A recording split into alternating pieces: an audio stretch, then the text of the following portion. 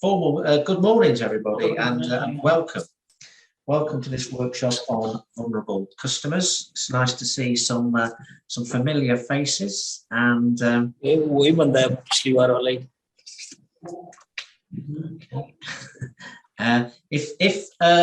unless you've got a question and want to get involved, if you could just check your system and mute for now. But of course, as we go through, any questions, anything you want to participate with, by all means contribute, but just for now, just to make sure that we're not distracted as we walk through this. Quite a nice little workshop today. I know for the majority of you, this will probably be a refresher ground. Should take us no longer than an hour to get through the material that we need to get through. So, in usual fashion, as we do these workshops, let's have a look at what we're hoping to get out of our time together this morning by way of some learning objectives then. So again, I'm very conscious for a lot of you this will be a refresher, but just again remind ourselves where the vulnerable customers regulations have come from, and what the FCA's kind of view is, both post and current, on vulnerable customers. We'll take a look at how we identify potentially vulnerable customers. And we'll look at the latest concept from the FCA around the spectrum of risk.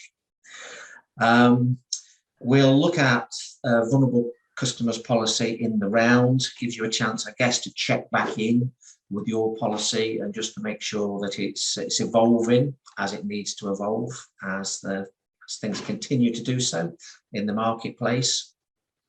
And then just update kind of post-pandemic, post-COVID. What did we learn about the vulnerability of customers as a result of the pandemic, and where does that leave us now in our profession in terms of how we treat vulnerable customers fairly? And then for those of you who need to, there is an examination that's on the BAT system, more of which in a while. This will put you in very good shape to pass that exam. I had a look through the questions yesterday evening. I'm confident that everything that you may be asked in that examination, we will definitely be covering as part of the session today. So for those of you who need to, I'll check in with you and talk a little bit more about that, where you can find that exam towards the end of the session. So let's start off then by looking at the FCA's definition of vulnerable customers. So as you can see there, it's quite a broad interpretation, and for me it kind of helps dispel some of the misconceptions around vulnerability, that it's just concerns our clients who maybe are at the old range of the age spectrum, or have got some sort of disability, mental incapacity such as Alzheimer's or dementia.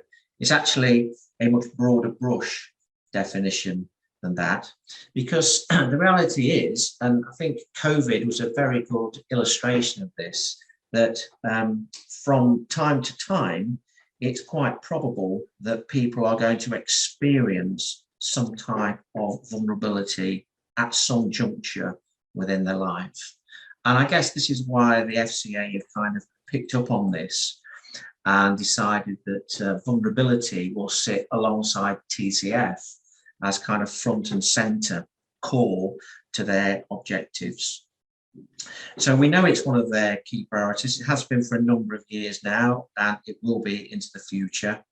And as I'm going to say, I guess, many times during the session, what I'm really concerned with and want to make sure of is that you're giving this sufficient thought, and that you're happy with your understanding of vulnerability and what that means in terms of the policy and processes you have in place within your particular firm.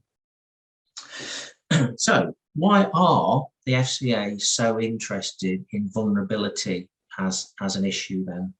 I did a little bit of research and tried to understand kind of the size of the problem, if you like. And interestingly enough, currently, as we sit here, getting on for 1 million people do have some form of dementia that's actually been diagnosed. I'm sure there are many more undiagnosed cases that are still coming through the system. But as you can see, it's set to keep on rising. And that's kind of a symptom of an aging population and better medical care, that people are living longer, but probably with some underlying medical conditions. Another stat that actually shocked me a little, particularly because we take it for granted, we're professionals working in a professional environment, we're numerate, we're literate, but half of the adults in the UK currently have a level of numeracy the equivalent of an 11-year-old or below, which, if you think about our business, which is very kind of figures based, is quite shocking, really. And 14% of adults have a reading age of a child aged 11 or below. So the biggest selling newspaper in the UK is The Sun. And The Sun is actually written by a journalist kind of pitching to people who haven't developed a high level of kind of literacy. So again, just something we need to bear in mind. I'm not saying this is typical of our client banks, but there's a lot of potential vulnerability out there, is the point. And over 5 million people suffer from some type of disability in the UK, whether that's kind of a physical or mental disability. Therefore, understanding kind of the nature and the scale of vulnerability that exists in your target markets and in your customer base is absolutely key, which is why, obviously, the FCA have got such a big focus on it. They're looking at the big picture in terms of the size of the issue and the fact that it is likely to keep increasing for the reasons I've explained. And what they want to do is to ask you to consider what that means for you, or what that means for your clients in your business from a policy and a process point of view. Yeah. So, as I said at the intro, the FCA, if we kind of go back in time, have been interested in vulnerability for quite a while. So about 7 years ago, they published an occupational paper, number 8. I'm sure a lot of you have read that with interest. And that was the first occasion which we saw that they were recognising vulnerability as an issue. And what they did for the first time is to make the link to TCF, to say it's very important to us as a regulator that clients, that customers are treated fairly, even if at this moment in time they may be vulnerable. In fact, it's more important. Yeah, it did some research, it did some visits, and within that report, it cited a number of examples of both products that have been manufactured and services, both at provider and advisory level, that didn't really hit the spot. They didn't meet the needs of certain people, kind of non-standard needs. They didn't fit the mold, as it were, and there was a lack of flexibility within that. So that led them to 4 years later actually issue for the first time some draft guidance, and that was the first time that they gave their views on what they believed firms needed to do in order to treat vulnerable customers fairly. At the same time, they were doing a financial lives survey. That survey commenced in 2017 and ended in 2020. It got published the following year. But basically, that was looking at a broad cross-section of consumers, specifically through the lens of vulnerability.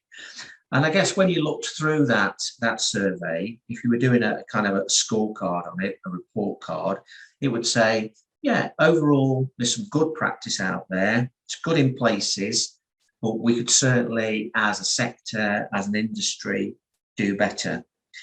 It was balanced, as it said, a lot of firms had made significant progress, but it made the point that it believed there was still quite a lot more work to do in order to ensure that all vulnerable customers consistently received good outcomes. Okay. And the findings of that survey were actually used to help with the finalised guidance that they introduced in 2020, which is still with us today. I'll unpack that finalised guidance in a little bit more detail in a tick.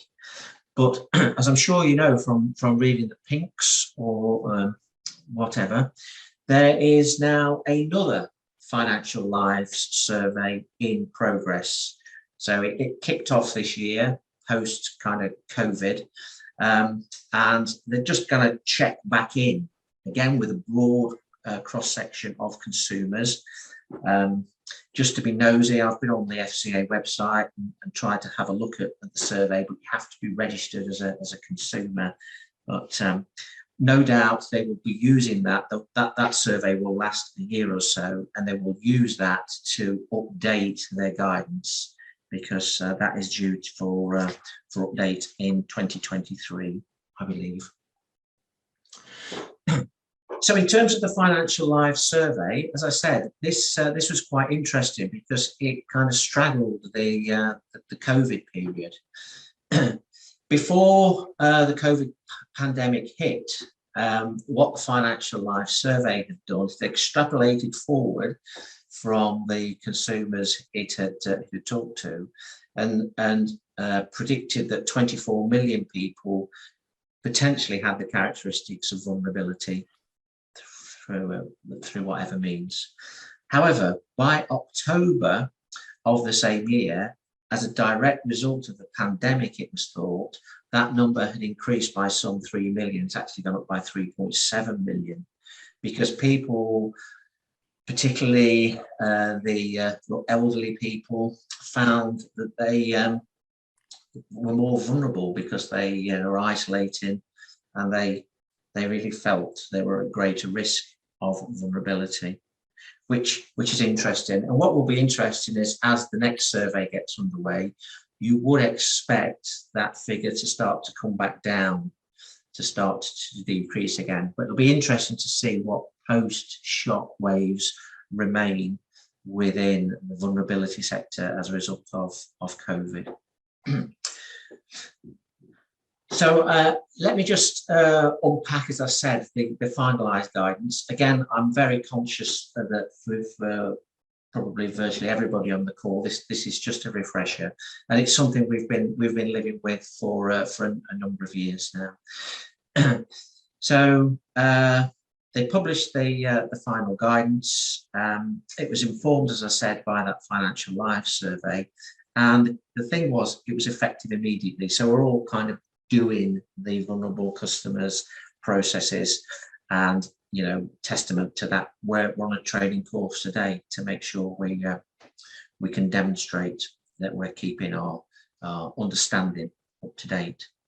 As I said, it remains, and I envisage it will continue to remain a key priority for the FCA. And as I've already mentioned, it will be evaluated. They'll do another kind of deep dive and do another report card. And no doubt, as a result of that, we'll get updated guidance at some point, 2023 or beyond. So expect that kind of coming down the runway. Just again, I'm sure a lot of you have actually had a look through the guidance paper in terms of just trying to short circuit some of that. What were the key extracts that emerged from that paper? Well, as I've said a few times already, and I think it's key to what the FCA are trying to achieve, they want all customers, particularly vulnerable customers, they want to ensure they're getting consistently fair treatment, they're being treated fairly, and they are getting outcomes that are consistently as good as for all other consumers across the whole sector, not just in our advisory IFA space. All players are subject to this. It also talks to the responsibility that sits on your shoulders at firm level in ensuring that you are doing whatever it takes to provide vulnerable customers with an appropriate level of care and treat them with a concern, dependent on what their vulnerability might actually look like. And we will talk more about that in a tick. So we need to have some flexibility, I guess, in our approach. It's also recognizing that, you know, for vulnerable customers, we may need to take different approaches and be flexible and go the extra mile to make sure that they are being consistently treated fairly. And the other one, we see this again quite a lot now, you know, senior managers regime was actually heightened this for us all, but they talk a lot in their papers about embedding this into the culture of firms. So it's as much as how you approach things, what the culture from the leadership team at the top is, as to what the processes and systems you have in place. You know, do you think it's important? Yeah. And it squarely puts responsibility for the embedment of vulnerable customers onto senior leaders. And basically what they're saying is vulnerability shouldn't be just at a one stage of the process. You know, whenever and however vulnerable customers choose to touch our businesses, we should have sufficient flexibility and have thought through policies and processes that mean their whole customer journey represents a good experience for them.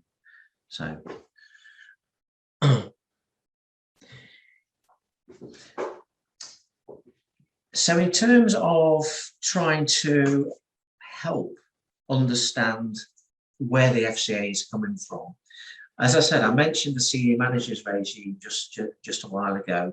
And now for people who are being appointed into senior management roles, they are being interviewed by the FCA. And part of the interviewing questions actually specifically talks to TCF and vulnerable customers. So because we know that that's happening, and we know they're asking senior managers these questions, I thought it might be quite a good idea to look at kinds of areas that they're covering. Because for those of you who want to kind of revisit your policy and just make sure that you're comfortable that it's fit for purpose, knowing the sorts of questions that the FCA are asking of people at a senior level will probably help you in terms of formulating and framing your policy. So the first area they talk about is understanding customer needs. So basically what they're talking to there is, do you understand your target market? Do you understand your current client base? Have you got any feel of the kind of the scale of vulnerability that may exist within those markets, within your client base, and what the characteristics of that vulnerability might look like? Yeah. The other piece around needs is, do you understand the impact of vulnerability on the needs of your current clients and potential clients? And, you know, have you asked yourself kind of the exam question in terms of, you know, what time, how and why might they be disadvantaged if I haven't got appropriate kind of customer experience and mapped the customer journey sufficiently and built in sufficient flexibility to the process? Yeah. So it's about, do you know your market? Do you know your clients? Do you understand what vulnerability looks like? And do you understand how you might need to flex your processes and systems in order to do that? The other area that they lift the bonnet on really and ask questions on is the skills and capability. But they're very concerned with how are you going to embed the fair treatment of vulnerable consumers across your business. How are you going to ensure that all the relevant staff understand how their role kind of impacts the outcomes for vulnerable customers? And in particular, they turn their attention to frontline staff. I know some of you will be advising clients directly. So they talk to, what are the skills and capabilities that you need to be able to recognise some of the elements of vulnerability, and have you got the breadth of skills and capability to respond and adopt a different approach. The other thing it talks to is, again, for advisory and frontline staff, have you thought about if they need any kind of practical or emotional support if they're dealing with vulnerable customers?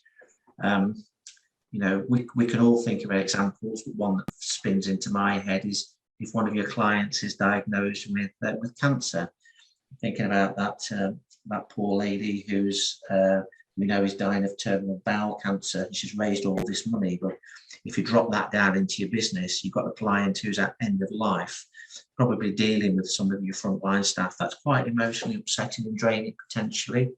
So in terms of your thinking around skills and capability, what practical and emotional support, if any, would they be able to tap into, or have they got the skills to deal with that kind of difficult situation?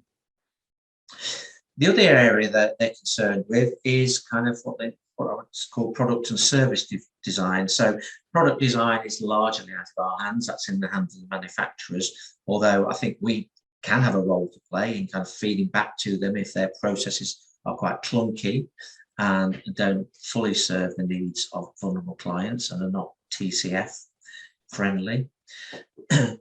But certainly something that does sit very squarely on our shoulders is service. So, do we take a vulnerability into account in all stages of kind of our advisory process, in our back office and support processes, in our review meetings? So when we're looking at our overall service offer, can we demonstrate that we have at least considered and taken some sort of actions by way of policy, commitments and delivery in terms of meeting and servicing the needs of clients who may be vulnerable? And in terms of customer service, what the FCA were saying here is that it's really about having inbuilt flexibility, so that they're kind of checking out in what ways are you able to flex your service proposition to meet the needs of vulnerable customers, and in what way are your clients and potential clients aware of the support that's available to them. It may be that part of your policy for dealing with vulnerability is that you'd encourage family, friends, third parties to accompany them to meetings and be involved in that, so that they have somebody else there that they can draw on. How well does your flagging system work, so that everybody within the business would realise that this particular client, from a service perspective, kind of needs maybe some additional help? So another example, I've been working with a firm recently on something similar to this, where they've got a customer who's partially sighted. It's not a problem. They just have to make sure that when they provide any documentation, it's done in a larger font, and then with their kind of specialist reading glasses and a larger font, they're okay with that documentation. So it's just, have we thought through how that's going to happen? And building on that, from a communications perspective, are we comfortable that everything that we provide to our clients and future clients in the markets we choose to serve, is it understandable to them?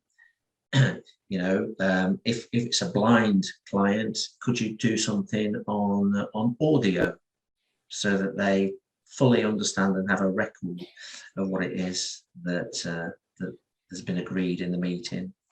Yeah. So it's about multiple flexible channels of communication so that we can satisfy the needs, the different needs, because one size doesn't fit all in terms of vulnerability. And then finally, as you'd expect, and I guess this is one of the reasons that you've chosen to come on the workshop this morning, is to monitor and evaluate. You will all have your vulnerable clients process in place, and you'll all be kind of actioning that. I'm confident of that. But this is just, kind of an annual MOT, isn't it? Where we refresh our understanding, we pass a test if needs be, but maybe just a prompt as part of our ongoing compliance cycle to say, let's just have a look at our vulnerable clients policy and make sure it's fit for purpose. And if necessary, let's move it on. Let's iterate it and take it forward. Yeah. So that's really what the FCA are focusing in on their current meetings with senior managers in this space. I hope that's been helpful in terms of helping you determine what you need to consider as part of your policy. In a second, I'm going to move on. I'm going to walk through a really important part of the FCA's focus, which is being able to spot either currently vulnerable or potentially vulnerable customers.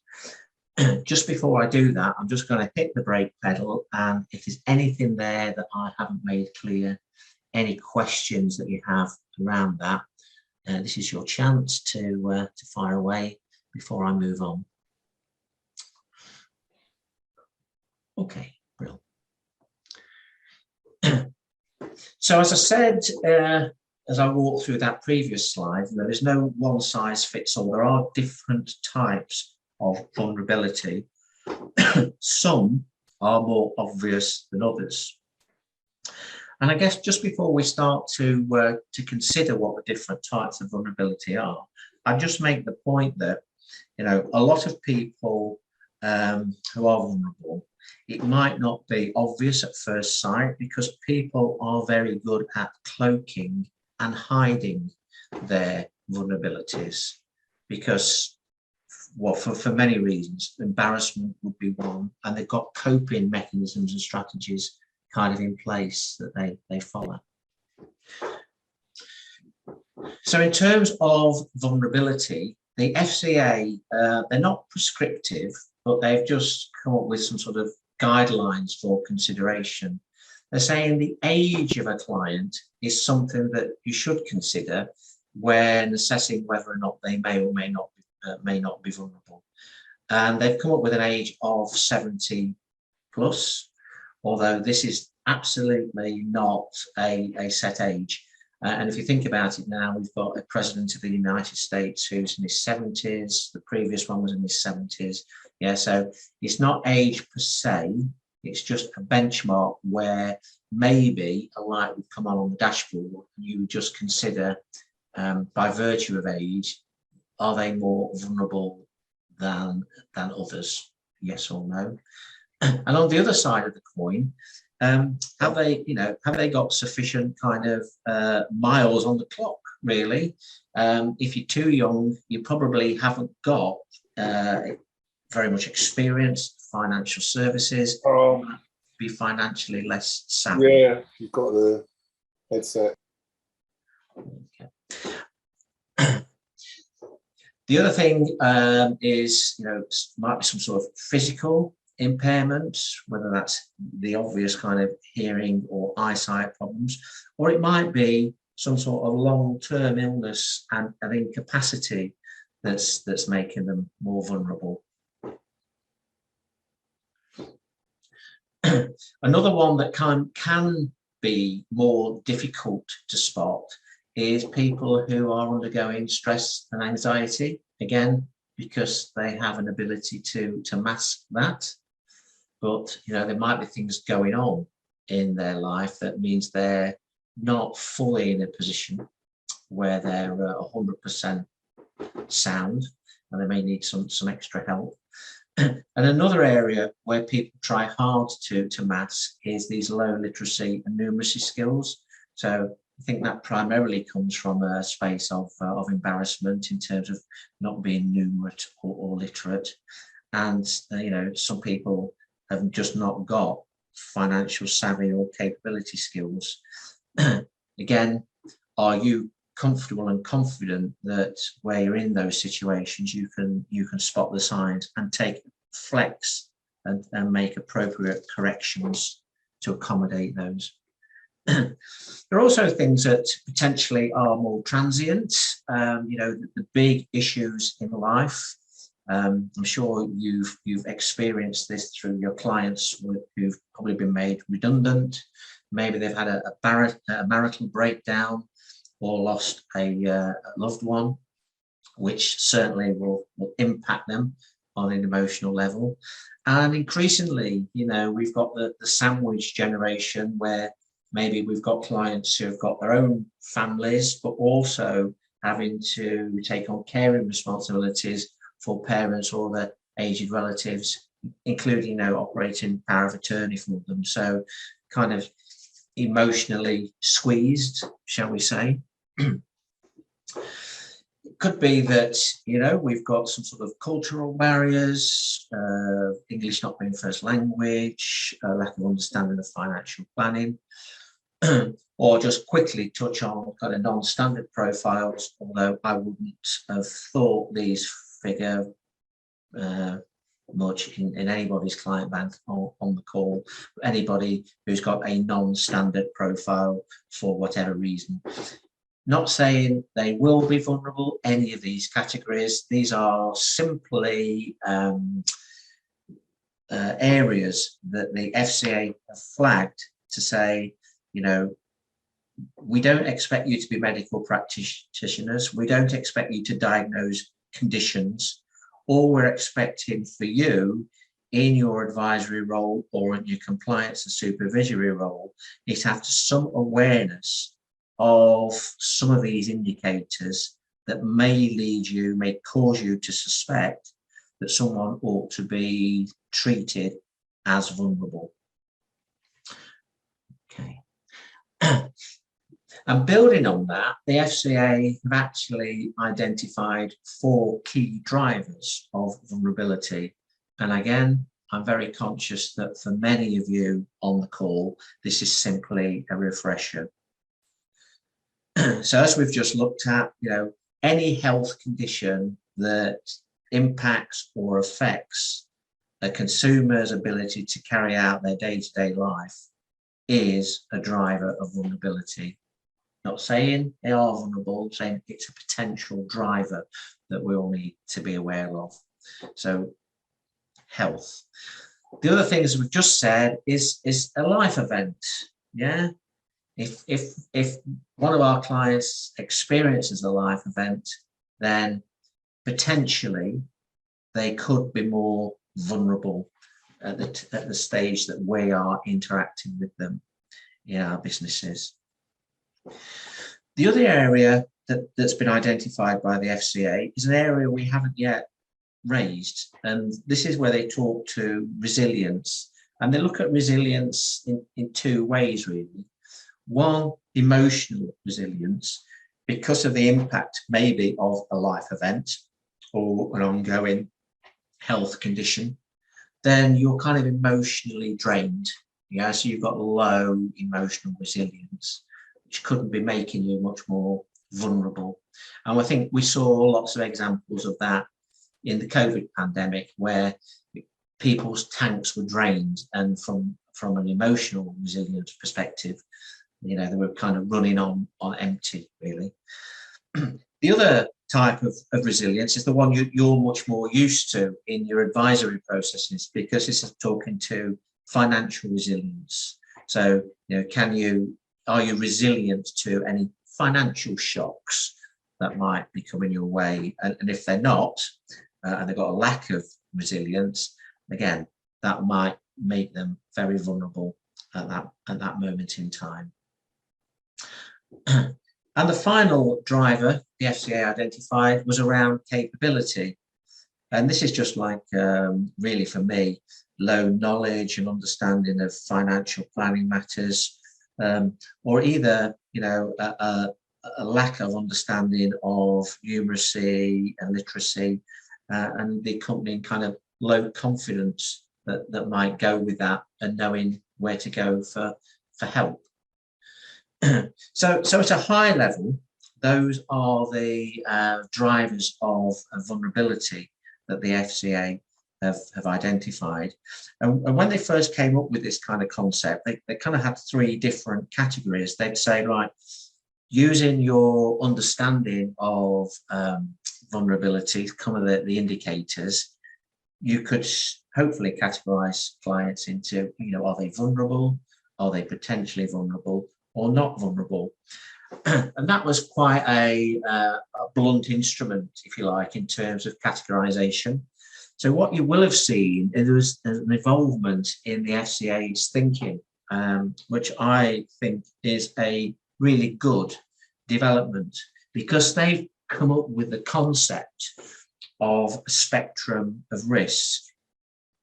And what the spectrum of risk is actually, I think, demonstrates very well, is that, clients will move up and down towards the left and right of this spectrum of risk, depending really on their circumstances. So as long as we know that customers on the left of the spectrum are less likely to be vulnerable, and they'll probably find less risk of harm than the people who are probably on towards the right-hand side of the spectrum. But that's not a given. Just because you're at the right doesn't necessarily mean you've got a greater risk of harm. It's just that potentially you will. But I think it's a more realistic approach because it's a lot more nuanced. And what it recognises is that people experience different things at different stages of their life. So for me, it kind of introduces the concept of moving vulnerability. So as you go throughout your life, you might be sitting squarely on the left-hand side and you're not vulnerable. Then you may have a combination of life and health events that push you along to the right-hand side. And for that moment in time, or for that period in time, you may be much more vulnerable and have differentiated needs. But hopefully, as you get back on an even keel, you would move back towards the left-hand side of the spectrum. So I guess the challenge for us in the advisory space, when we're thinking about our interactions with clients, is to be confident that we can make the calls as to where people might be. So we've seen a client, we're up and running at that moment in time that we're definitely to the left-hand side. Maybe we're now doing a review meeting with them, and they may have travelled towards the right-hand side. So how do you identify that, and what, if anything, do you need to do to flex your approach? How well is your policy defined in this area to enable that flex to happen? Which leads me nicely on then to talk about, I guess one of the key reasons why we're here today, in that the FCA required you to have and maintain a vulnerable clients policy, which sets out at the very least how vulnerable clients are spotted, how you'll engage and deal with them. And as you would expect, it's principles based. Yeah. So the FCA isn't coming out and saying you have to do this to meet these minimum standards. Instead, as in many things that it does, it's saying it's up to you. You know, you need to use your own judgment in this respect. You understand about our vulnerable clients policy. You understand about treating customers fairly. You're experts in the advisory process and experts in interactions with clients. So what would a reasonable person expect to see a reasonable firm have in place, principles based? The other thing I would suggest is that when you're considering what the guidance means for you, just broaden your understanding. I know many of you will have read the FCA guidance. There's some excellent materials on the BAT system that IFAC have produced, and also the PFS have got some excellent materials around vulnerability, which will help inform your vulnerable client policy. Also look at your current practice, your current experience. You know, the key bit there is maintain. So I guess when you have your compliance inspection visit from Kirsty and her colleagues, they'd expect to see some sort of review and amendment to the scheme. So what are you doing to keep it current and maintaining it? Look at what you do, look at your experience. What have you learned from your experiences in terms of, you know, how you could maybe enhance and move things forward? Obviously, the experience of your staff and training are key on this. So again, well done for coming on to this workshop. It's being recorded, and I know a lot of you might want to cascade this down to other people within your businesses. But don't overlook also, you know, as we recruit people into the business, you've got maybe experienced staff who can bring their experiences of other businesses into your firm. So you can ask them for examples of how vulnerable clients policy was kind of expedited in other businesses, and see if you can learn anything from that. And this old saying, isn't it? If you don't know where you're going, how do you know when you'll get there? So in your view, what does good look like? What does success look like in terms of having a vulnerable clients policy that you're proud to have as part of the culture of your business? What does it look like? And how do you go about, you know, recording and maintaining records as to how you're dealing and responding to vulnerability? Yeah. So in what way do you annotate the client files? What flags and systems do you use? And how could you evidence that? Yeah. So how do you evidence that any interaction with somebody who you've identified as being vulnerable according to the risk spectrum and other characteristics, how can you evidence fair treatment of those clients? And as I said, really, the FCA don't just want you to have a written process in place. They're very clear here that they want to see evidence that this vulnerable clients process is embedded into the culture of the business. And they're keen to ensure that is done at every stage, as I've said already, at the client journey. So it's no point having excellent experience at the fact-finding process and even at the presentation when we're putting plans in place, if our servicing piece isn't all that we need it to be. So at every touch point, whether planned or unscheduled, are we thinking through the customer journey? And it's vital to embed it, because what the FCA are looking for is consistency. Remember, consistent outcomes of vulnerable customers being treated fairly. So it's not just a tick box exercise for them. It's just something that you do as part and parcel of your day-to-day kind of activity.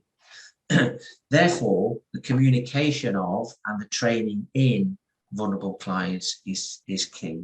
So again, just to say congratulations on coming on the course today, really good at attendance, and please, where necessary, take the opportunity to cascade this down to the people. I would suggest everybody in the business needs to know about this.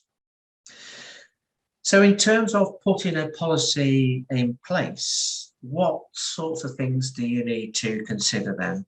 Well, we've spent a lot of time today actually looking at what would constitute a vulnerable customer. So I'm sure you were clear anyway, but we've hopefully refreshed that clarity in saying, right, in terms of a vulnerable customer, this is how I would define one. All well and good, but how are we going to identify potentially vulnerable customers within our existing client bank or new customers, clients we're trying to acquire within our target markets? How confident are we that we can consistently identify vulnerability? And if we've identified it, are we flagging it in the right way so that everybody across the business understands that this client or these clients have been flagged for vulnerability and may need to be handled in a different way? Are we confident that any processes that we have in place are sufficiently flexible to accommodate the needs of vulnerable customers? And just as a recap, remind you, this is one of the areas that the FCA, when they did their inspection, which led to the guidance, said that a lot of the processes were insufficiently flexible. Now, a lot of that criticism was aimed at providers, but it's something that we need to be cognizant of. We're kind of in the advisory space between the devil and the deep blue sea, because we do have to deal with some potentially inflexible processes with providers. But what can we do in terms of our processes to demonstrate flexibility to our clients? And how often do you actually assess? I would suggest that it's a bit like an annual MOT, this, and this is probably prompting you now because it's part of your compliance cycle to say, okay, it's time to have another look at our policy and assess how well it's working. If it's working fine, great, we don't need to do anything. Let's make a note of that. We have assessed it and then move on. You know, and not just training the staff, but what are the ways in which you're going to keep it on the radar for them? So rather than it being an annual training event, we all get our CPD certificates. How are we going to make sure it's embedded to the extent that it's something that we think about as part of our normal day-to-day business processes? And then the other area is, you know, how might we prompt clients to update us? So in terms of our conversations with clients, you know, circumstances and situations do change between our client contacts. So what might we do between an unscheduled contact to encourage the clients to update us? Now, I know many of you will use kind of newsletters and client information packs and things like that. It might be an opportunity for you to just talk to this space. It's quite current with it coming out of COVID and the vulnerability. Share some of the stats with them and say, you know, if you feel any of this may have affected you, well, let us know. In terms of examples of best practice, these are some of the things really that I've seen on my travels, as it were, when I deal with advisory firms. So certainly, I'm sure it applies to everybody on this call. Then you've already got a policy in place. You must have, and you're confident that you've got processes in place that would deal with vulnerable clients. Yeah. Again, make sure we've got training and support to staff to recognise and deal with vulnerable clients. And remember what I said earlier about emotional support if required. We've got some lovely pictures of you, me and Anmol. Good.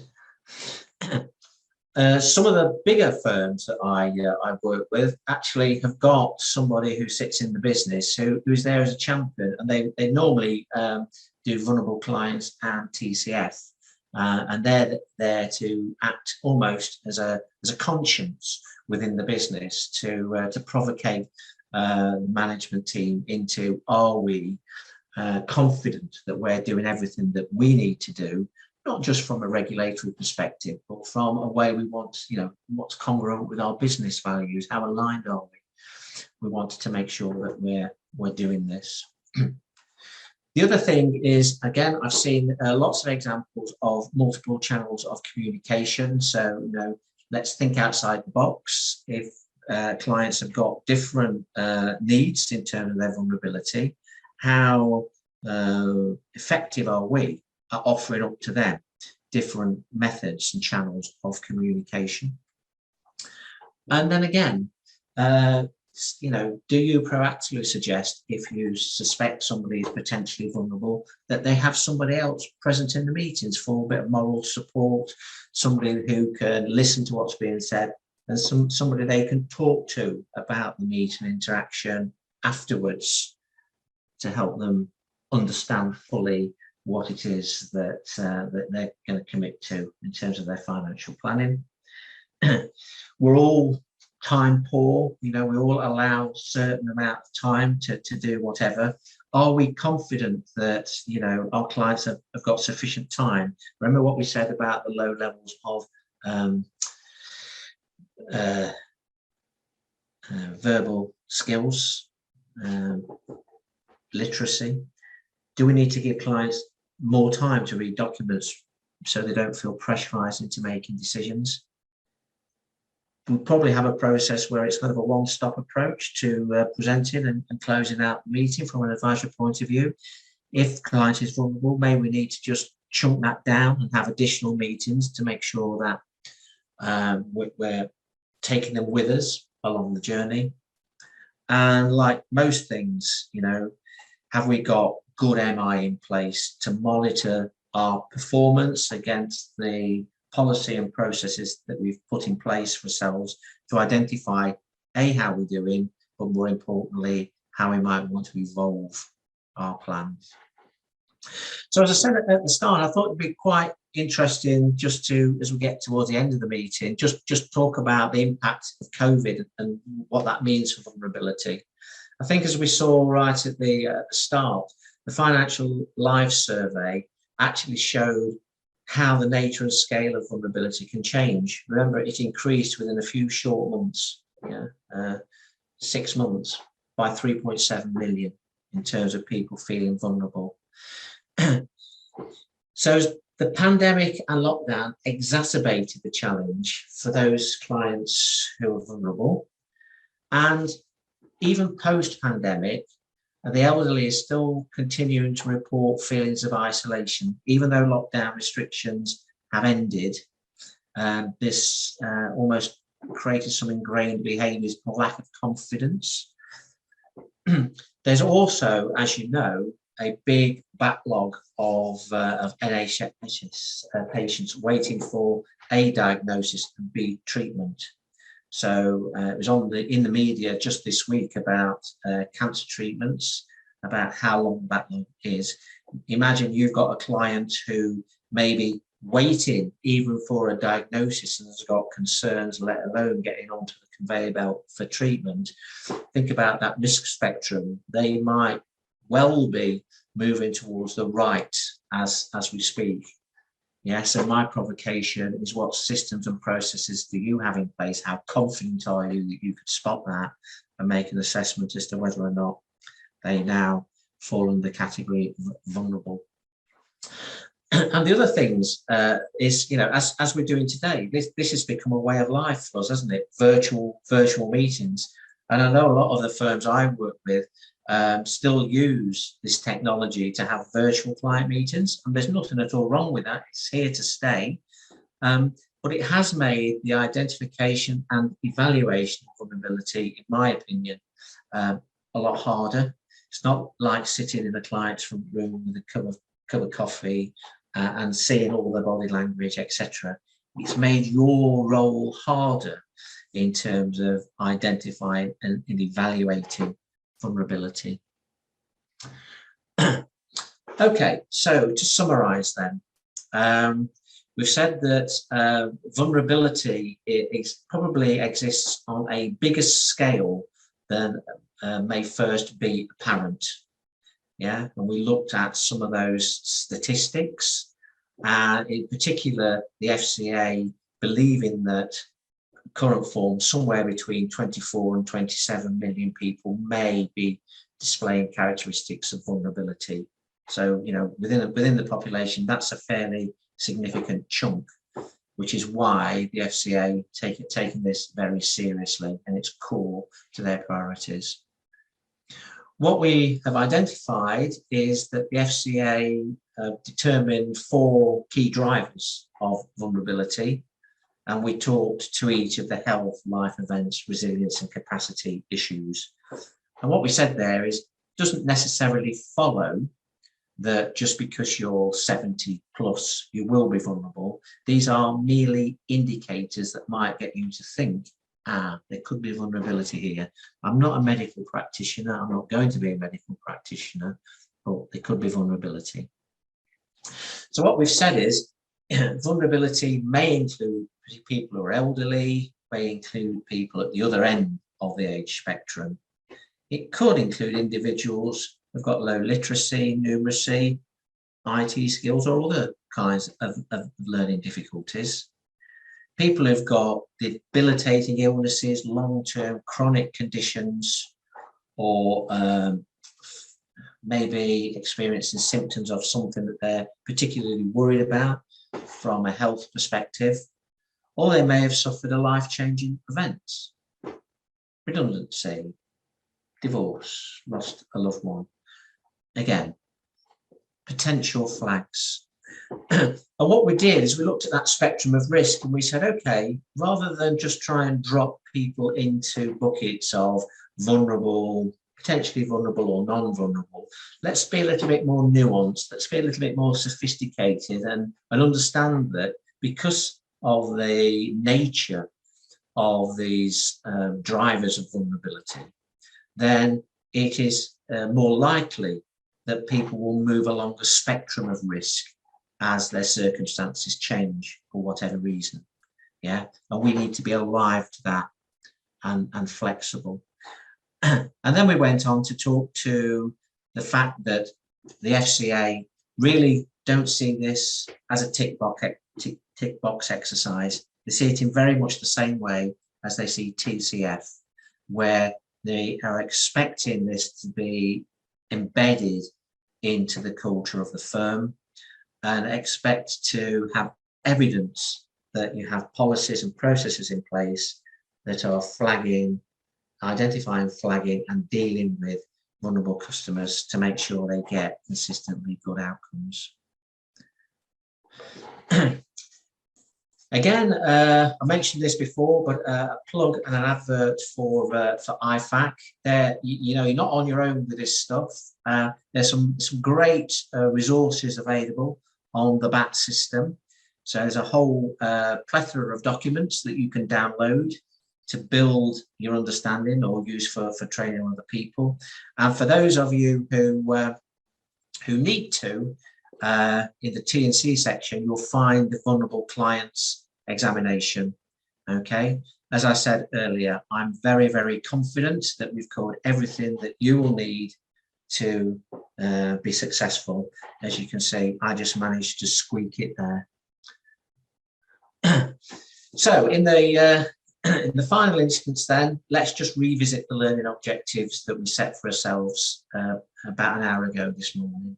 We said what we were going to do is to understand why and how the FCA has introduced regulation, and I think we can definitely tick that.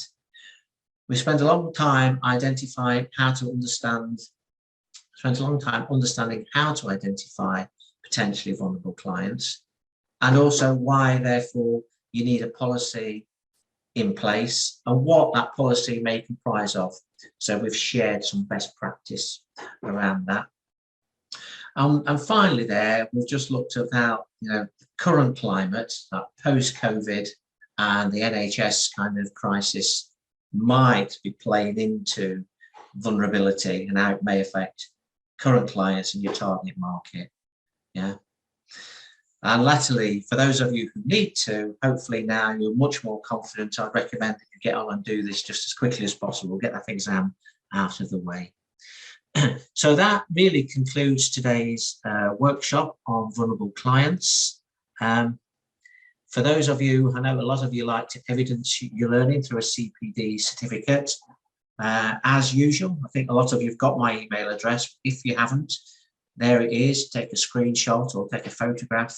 I will endeavour to get that to you by close of play today. If there are no questions, I'm very conscious that we've just got a couple of minutes over the appointed hour at 11 o'clock, which was our close. There are no questions. Okay. Well, again, nice to see a lot of familiar faces again. It's Kirsty next week when she's going to be talking to a different topic actually next week. Going to be talking to assessing suitability. So that's definitely one to tune in for. And I'll see you in a few weeks' time when we're back for another workshop. Okay, so thanks ever so much and see you soon. Thanks, Jeremy. Cheers for now. Bye-bye. Thank you.